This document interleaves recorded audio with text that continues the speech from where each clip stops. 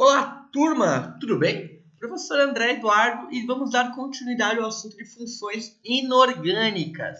Nossa aula nós vamos conversar hoje sobre sais e óxidos.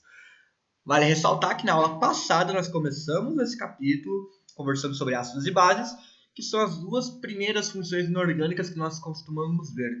Hoje vamos encerrar então com sais e óxidos e vocês vão ver por que tem essa sequência, certo?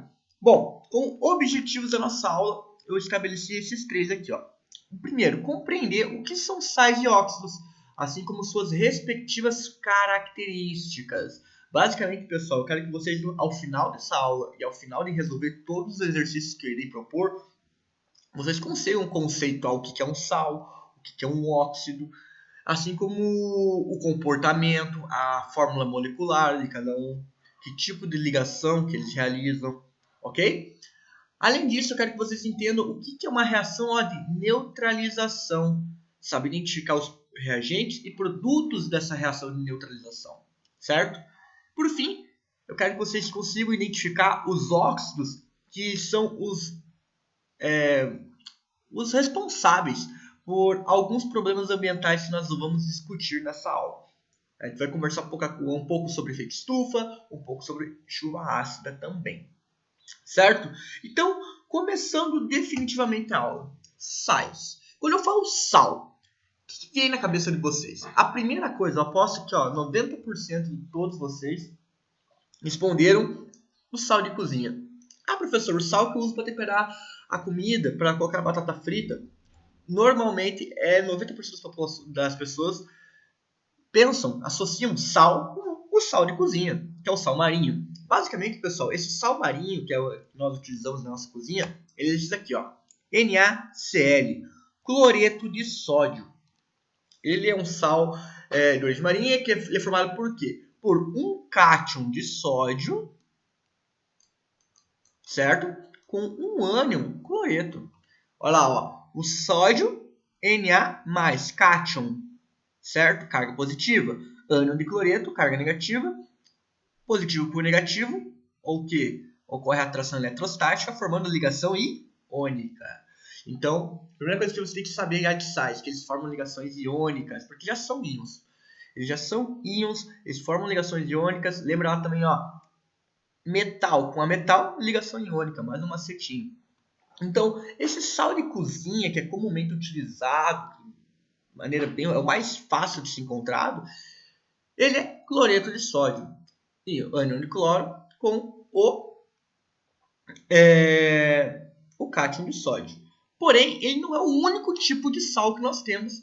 E vou mostrar para vocês que ele não é só ele que está presente no nosso dia a dia.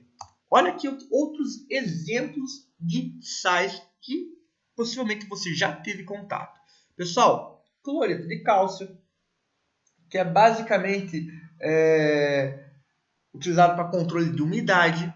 Esse aqui, NaCl oxigênio. Vocês vão ver que é o tal do hipoclorito de sódio.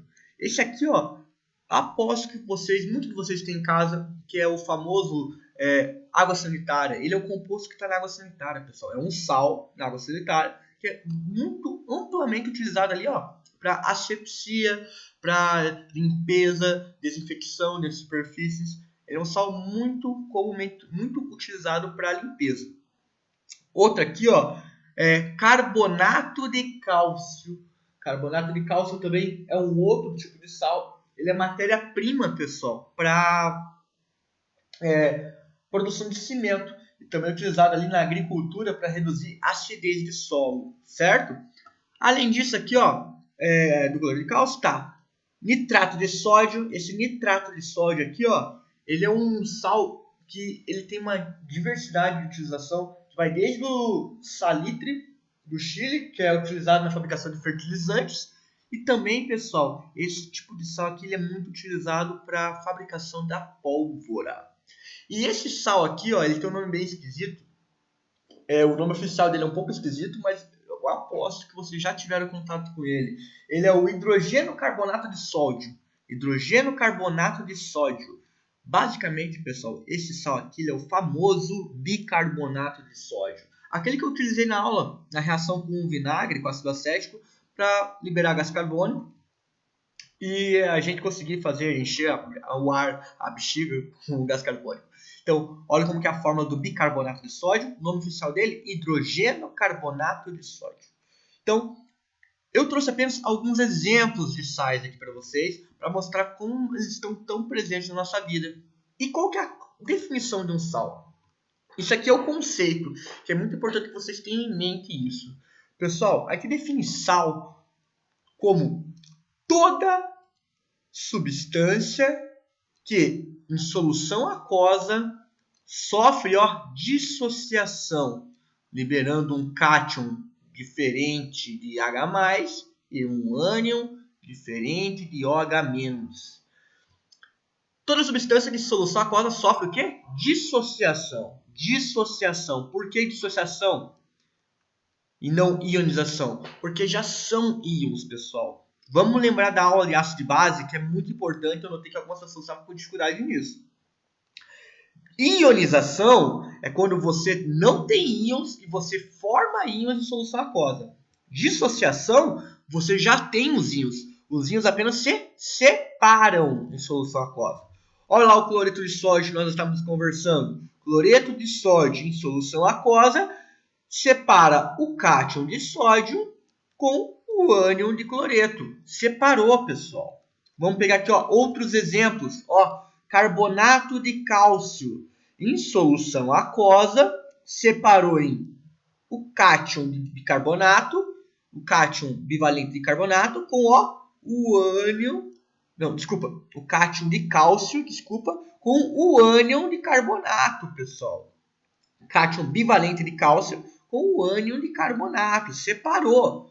Olha aqui, nitrato de sódio em solução aquosa separou o cátion de sódio do ânion de nitrato. Separou. Já são íons, pessoal. Eles se separaram. Só apenas separam. Por isso, dissociação. Dissociação se separa.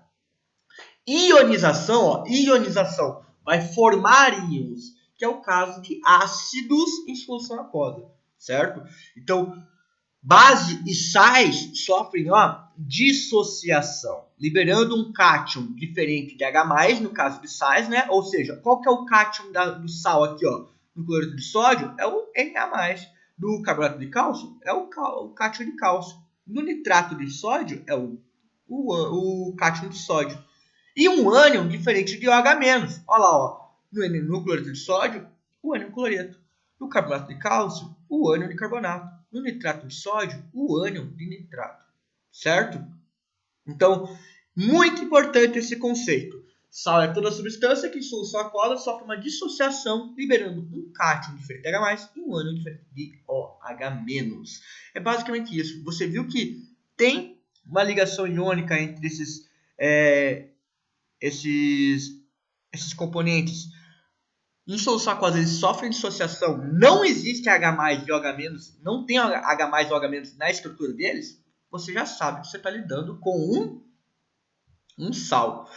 E por que é muito importante vocês entenderem isso? Porque, pessoal, sal, de maneira geral, ele é resultado, ele é produto da reação de neutralização. Essa reação de neutralização é muito importante vocês compreenderem. Sal, ele é produto da reação de neutralização.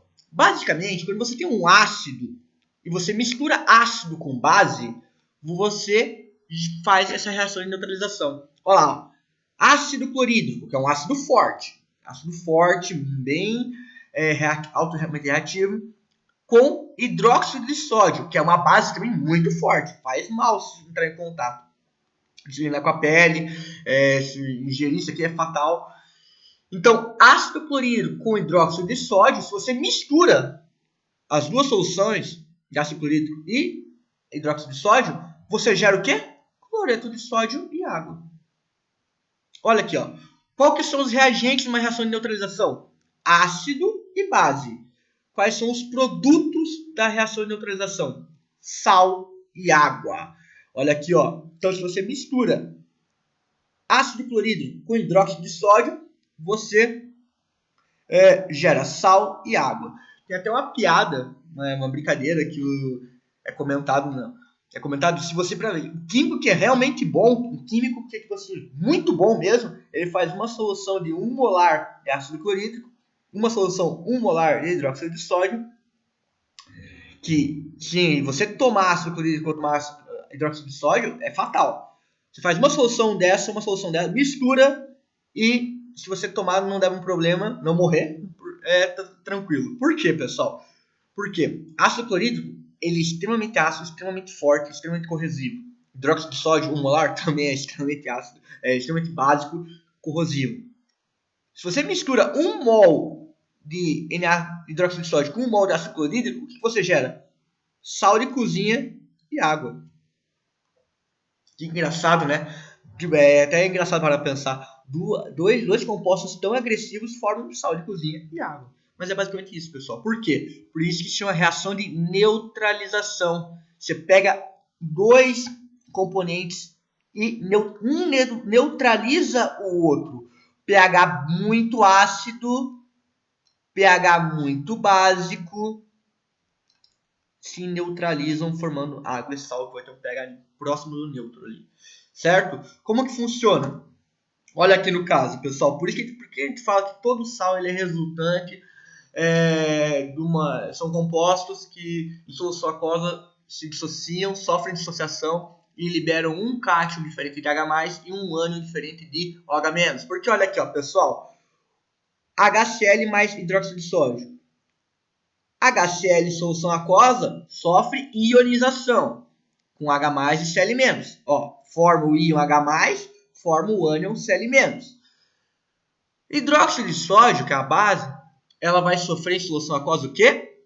Dissociação, formando o ânion OH- e o cátion Na+. O H+ com o OH-, ó, se juntando, formando o quê? Água.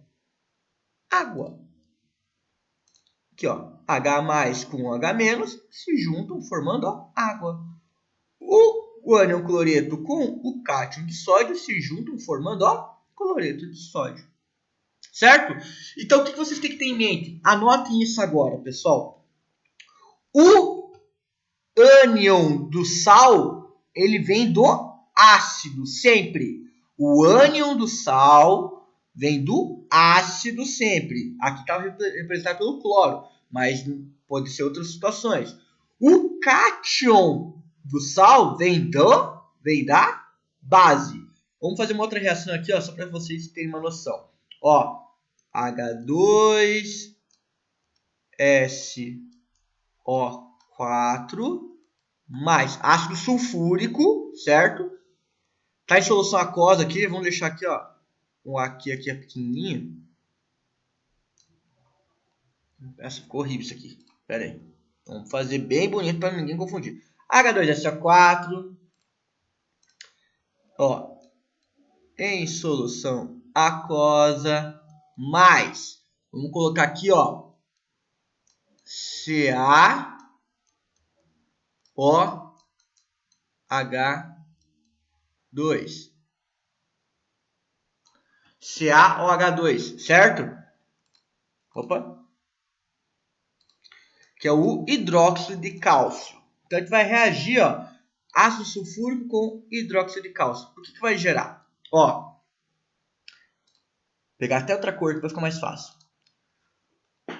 Dois hidrogênios vão se dissociar, vão sofrer ionização aqui no ácido, certo? Dois OHs vão sofrer dissociação na base. Ionização, dissociação. Então, 2H+, 2H+, com 2OH-, vão formar, ó, 2H2O. Certo? H2, OH2, certo? Então, ó, 1, 2, 3, 4 hidrogênios. 1, 2, 3, 4 hidrogênios. 1, 2 oxigênios, né? 2 oxigênios. Então, forma 2 moléculas de água, certo? E o que sobrou? Sobrou o cátion. Acho que vai ficar muito fraquinho, peraí. Sobrou o cátion de sódio, o cátion de cálcio, desculpa, cátion bivalente de cálcio, Nossa, ficou ruim também. Deixa eu por aqui. O cátion bivalente de cálcio. Olha lá, ó. Ca2+. E o ânion SO4, 2-. Eles se juntam formando lá, ó, pessoal, ó.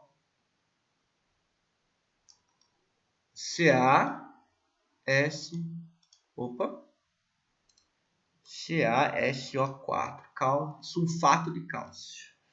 Vou só apagar aqui, que é meio difícil de escrever com esse negócio aqui.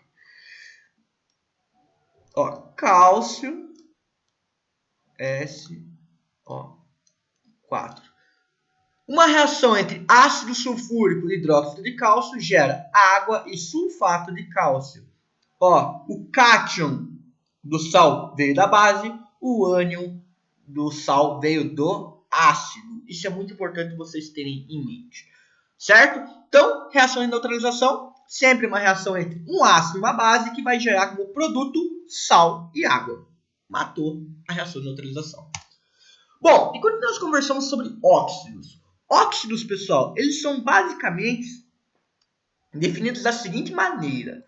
São compostos binários, onde o oxigênio sempre será o átomo mais eletronegativo. Composto binário, binários são dois elementos químicos somente. Então, ó, pode ver, dióxido de carbono, monóxido de carbono, dióxido de silício, óxido de cálcio, dióxido de enxofre, óxido de nitrogênio, dióxido de nitrogênio. Então, são compostos binários, sempre dois elementos. Onde o oxigênio ele sempre vai ser o átomo mais eletronegativo. Isso é muito importante vocês terem em mente, certo? O oxigênio ele sempre vai ser o átomo mais eletronegativo, o elemento mais eletronegativo, certo? Entre os dois que compõem a molécula. Bom, óxidos, pessoal, eles são compostos que estão muito presentes na nossa vida. Desde o dióxido de carbono, que é o famoso gás carbônico, que nós vamos ver que ele tem um papel muito fundamental ali na questão do efeito estufa. O monóxido de carbono, esse aqui é um gás, pessoal, muito tóxico. Anotem aí. O monóxido de carbono ele é um gás muito tóxico, ele tem uma afinidade muito alta pela hemoglobina, que é o composto, a proteína que está dentro das nossas células de vermelhos, os nossos glóbulos vermelhos, nossas hemácias, eritrócitos, que são responsáveis por carregar o oxigênio. O monóxido de carbono ele se liga de forma irreversível à hemoglobina, matando por asfixia. Sabe aqueles quando você está num túnel? Em São Paulo tem mais disso, que tem mais túneis. Quando eu falo, em caso de congestionamento do túnel, desliguem os motores. Por quê? Porque ele fala, porque o carro libera monóxido de carbono. E se o ar não circular e alta concentração de monóxido de carbono no ambiente, ele vai gerar essa asfixia na população. Então, por isso que em grandes túneis tem as placas, em caso de congestionamento, desliga os motores. Para quê? Para que não tenha monóxido de carbono no meio e que não aconteça uma fatalidade na situação, certo? Então, monóxido de carbono, dióxido de carbono, gás carbônico, gás carbônico, que a gente libera tranquilamente, não é tóxico para a gente, em excesso, no caso, né? Ele é que libera a nossa respiração tranquilamente. O monóxido de carbono, a gente estando em contato com ele, respirando ele, é fatal. Dióxido de silício, pessoal. Isso daqui, por mais que vocês não conheçam tanto, você tem que entender que o dióxido de silício ele é o óxido que está extremamente presente no nosso dia a dia, porque ele é o maior componente, o óxido mais abundante na crosta terrestre. Areia formada, tudo que é formado de parte de terra, areia, todos os componentes da nossa crosta terrestre tem dióxido de silício, pessoal. Óxido de cálcio, famosa cal virgem, ela é muito utilizada na construção civil, certo? Dióxido de enxofre, que a gente vai ver também o trióxido de enxofre, que eles são responsáveis pela questão da chuva ácida. Dióxido de nitrogênio, também a questão da chuva ácida. Vale ressaltar que além do dióxido de nitrogênio, nós temos óxido de nitrogênio, óxido de dinitrogênio, famoso óxido nitroso, certo? Aqueles N2O, pessoal, N2O, eu acho que provavelmente os rapazes talvez entendam um pouquinho mais, eles gostam mais disso, o N2O. Quem aqui nunca jogou Need for Speed ou aquele jogo de corrida que tem o NOS, o famoso nitro? Então, N2O, que é o óxido nitroso, ele é o famoso nitro lá, que você aperta o botão e teu carro sai andando mais rápido. Um óxido também, certo? Bom, então, uma vez que vocês já entenderam o que são os óxidos, que são compostos binários, onde o oxigênio sempre será o elemento mais eletronegativo, vamos conversar os problemas que esses óxidos acarretam no nosso dia a dia. O primeiro deles que a gente vai conversar um pouco, pessoal, é a questão do efeito estufa. A primeira coisa que tem que entender é que o efeito estufa por si só, ele não é ruim, é que depende dele, porque é graças ao efeito estufa que nós não vivemos na era glacial. Fato. Por quê? Basicamente, a Terra recebe a radiação solar, a energia solar, essa energia ela vem para a Terra reflete essa energia e parte do calor, pessoal, é devolvido mantido aqui na Terra, certo? Essa retenção de calor aqui é graças ao nosso dióxido de carbono ou gás carbônico. Ele é um dos responsáveis por reter essa parte da energia solar, que é fundamental para que nós não morramos, que a vida se mantenha da maneira que está, sem ter uma era glacial aí, sem estar com temperaturas baixíssimas na Terra. Então é fundamental o efeito estufa. O problema atual é a questão da emissão desenfreada desse gás, que está fazendo que mais calor fique retido do que deveria. Então, o que acontece? O que é o problema do efeito estufa? Esse aquecimento global desenfreado, certo? A emissão de gases CO2 de maneira desenfreada acaba fazendo com que essa camada de gases fique muito espessa e o calor retido aqui no nosso planeta seja muito maior do que o necessário, certo? E acabando, então, causando o aquecimento global e, consequentemente, uma série de problemas, desde derretimento das calotas polares, regiões que deveriam ter uma temperatura X, tendo uma temperatura maior, Y, fazendo com que toda o bioma, toda a microbiota, a biota daquele lá, fauna, flora daquele ambiente sejam alteradas, certo? Temperatura influencia em alguns répteis. A questão até para você saber se o réptil que vai nascer vai ser macho ou fêmea. No caso de alguns répteis, dependem da temperatura para saber, para o desenvolvimento do embrião ali no ovo, se esse embrião vai nascer macho ou fêmea. Então, o efeito estufa, por si só, ele não é maléfico. O problema é o aquecimento global dado a emissão desenfreada de poluentes. Certo? E quando a gente conversa sobre chuva ácida? Chuva ácida, pessoal, ela é dada uma reação, ela é formada através de uma reação com óxidos com caráter ácido que reagem com água, produzindo o quê? Ácido.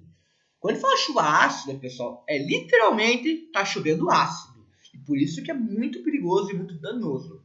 Alguns óxidos que reagem com água formando esses ácidos. O dióxido de nitrogênio, pessoal, reage com água formando ácido nítrico,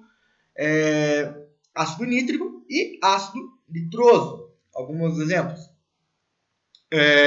Outro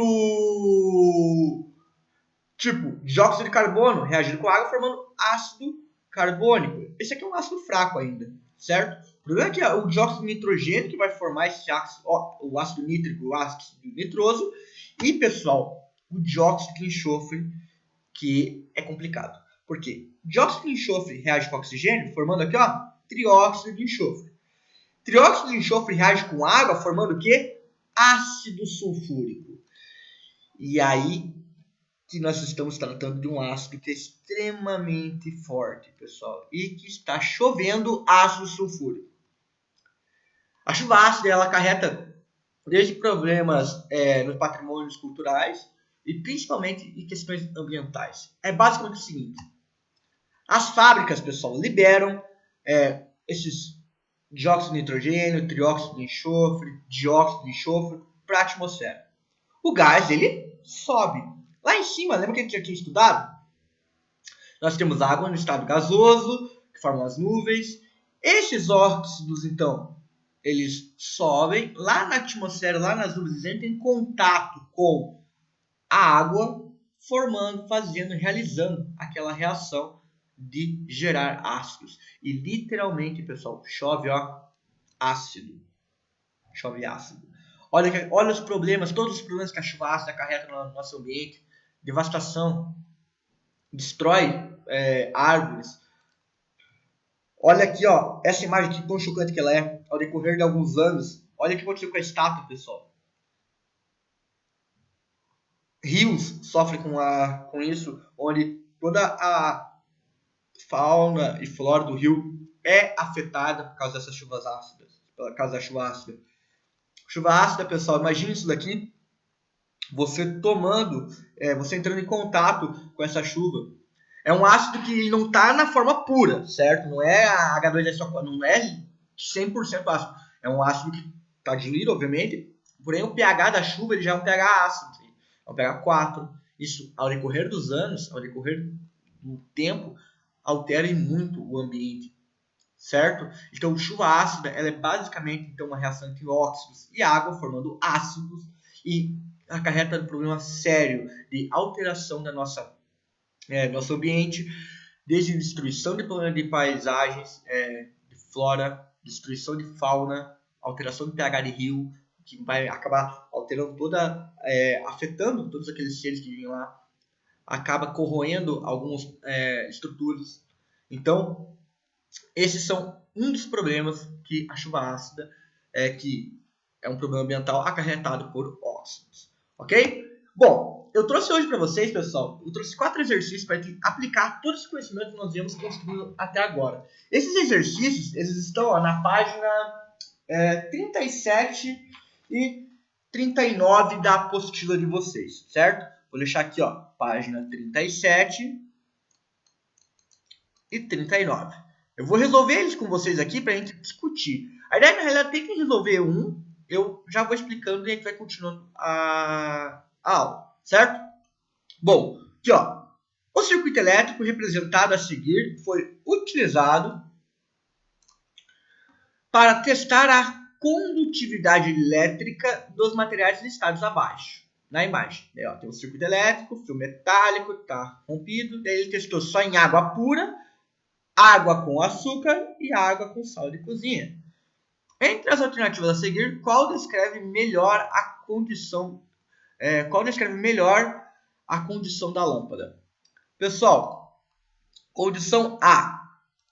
Continua apagada em 1 e 2. 1 é só água. 2, água e açúcar. Certo? A lâmpada vai acender se você colocar esses dois fios aqui, elétricos, em água pura, em água com açúcar. A lâmpada vai acender? Sim ou não? Não, pessoal, a lâmpada continua apagada. Por quê? Porque água pura por si só não conduz corrente elétrica e água com açúcar também não. Se fosse aqui, ó, água com sal de cozinha, sim. Por quê? Porque, lembra lá, sal de cozinha, Na,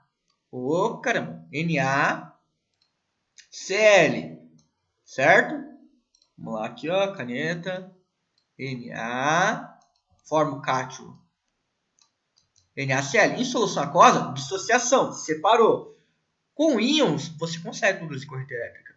Mas, no caso aqui, só água não. E água com açúcar, açúcar não. Por quê? Porque açúcar, pessoal, é composto molecular, ligação covalente. E não sofre ionização. No caso do açúcar. Então, não forma íons, não gera íons, não tem íons. Então, não vai acender a luz. Resposta a esse exercício aqui, ó. Continua apagado em 1 e 2. Resposta é, ó, A. Certo? Próximo exercício. A água pura não conduz corrente elétrica, mas se nessa água for dissolvida uma substância iônica ou mesmo uma covalente que produza íons, a solução aquosa resultante passará a conduzir eletricidade. Então, ó, uma substância iônica ou mesmo uma covalente que produza íons. Certo? Substância iônica, dissociação. Uma covalente que vai produzir íons, ionização. A solução aquosa resultante passará a conduzir eletricidade. Dessa forma, considere as dissoluções a seguir representadas onde S é sólido, L é líquido, G é gasoso e AQ é aquoso. Certo? Então vamos lá. Nós temos aqui ó, C12H22O11 sólido. Em solução aquosa ficou só C12H22O11 aquoso. Então, vai conduzir corrente elétrica? Não. Já sabemos que não conduz. Aqui, C2H5OH, certo? Etanol. Etanol, álcool. Álcool mais comum que nós temos, etanol. Em solução aquosa fica como? C2H5OH aquoso. Vai conduzir corrente elétrica? Não. Por quê? Porque não gerou íons, não formou íon. Ó, composto molecular. Hidróxido de sódio. Em solução aquosa, opa! Cátion de sódio e o hidróxido de sódio, vai conduzir corrente elétrica? Vai, ó. Formou íon. Tem íon, então, ó, vai conduzir. Cloreto de potássio, um sal. Em água, vai formar o cátion de potássio, o ânion cloreto. Íon, sim. Sofreu dissociação. Vai conduzir corrente elétrica? Vai conduzir corrente elétrica. Ácido clorídrico, em solução aquosa, sofre ionização, formando ó, H+, e Cl-. Vai conduzir corrente elétrica? Vai conduzir corrente elétrica. A partir dessas informações, identifique as substâncias que, dissolvidas em águas, conduzem corrente elétrica. Hidróxido de sódio, ácido clorídrico, cloreto de potássio. Certo? Super fácil. Opa, só para deixar registrado, super fácil. 14, da VUNESP. Sabe-se que a chuva ácida é formada pela dissolução na água da chuva de óxidos ácidos presentes na atmosfera. Entre os pares de óxidos relacionados, qual é constituído apenas por óxidos que provocam a chuva ácida? Vamos lá. Vamos conversar aqui. Óxido de sódio, pessoal, e dióxido de nitrogênio. Óxido de sódio ele forma chuva ácida? Não. Dióxido de nitrogênio forma. Então, deixa marcado. Dióxido de carbono, ele forma chuva ácida? Forma. Óxido de magnésio forma? Não forma. Dióxido de carbono forma chuva ácida? Forma. Entendeu o quê? Forma sim. Certo? E o trióxido de enxofre forma chuva ácida? Forma. Vale lembrar que dióxido de carbono reage com água formando ácido carbônico. Trióxido de enxofre reage com água formando ácido sulfúrico, H2SO4. Monóxido de carbono, não.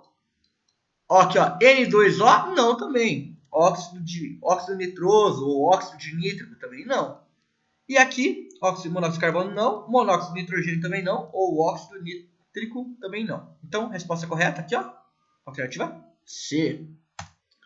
E, por fim, observe a reação química entre a solução de cloreto de magnésio e a solução de hidróxido de sódio, NaOH. Cloreto de magnésio, sal, certo? Esse sal está reagindo com uma base e o que aconteceu? Formou uma nova base, um novo sal. De acordo com a imagem e seus conhecimentos, responda a questão proposta. Que evidência física confirma a ocorrência dessa reação? Olha aqui, pessoal. Se reagir do cloreto de magnésio com hidróxido de sódio, você forma hidróxido de magnésio. Esse composto, pessoal, ó, aquoso, sólido, aquoso. Ou seja, ele mudou de estado físico da matéria. Ele precipitou. Não mudou não, né?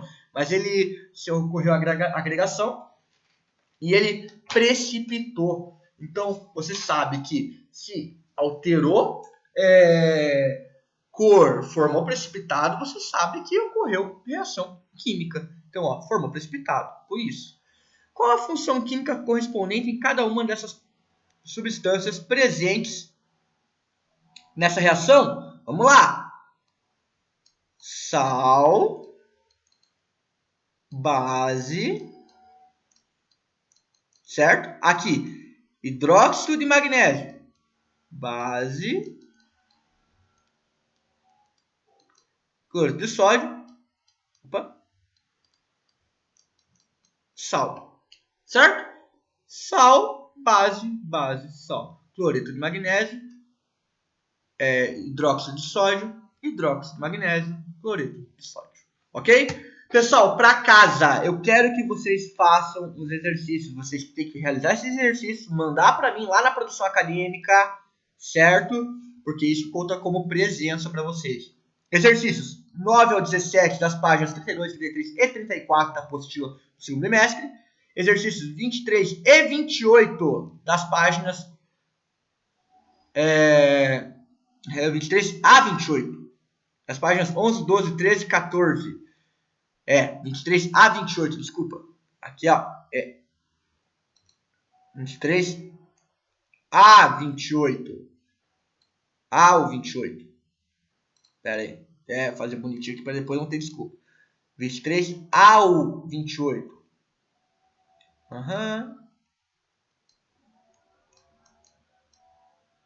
Ao 28. 23 ao 28, certo? Não é aí, não. Das páginas 11, 12, 13 e 14 do livro de atividades do segundo bimestre. Também uma lista de exercícios que eu vou deixar lá com uns 4 exercícios para que pontuar algumas coisas aqui que eu vi que uns exercícios mais conceituais, certo? Grande abraço, professor André, tudo melhor para vocês sempre. Fiquem bem, fiquem salvos que logo logo nós vamos voltar para a sala de aula e vamos estar presentes, conversando, dando risada e aprendendo cada vez mais, certo? Grande abraço. Até mais, nono ano. Valeu!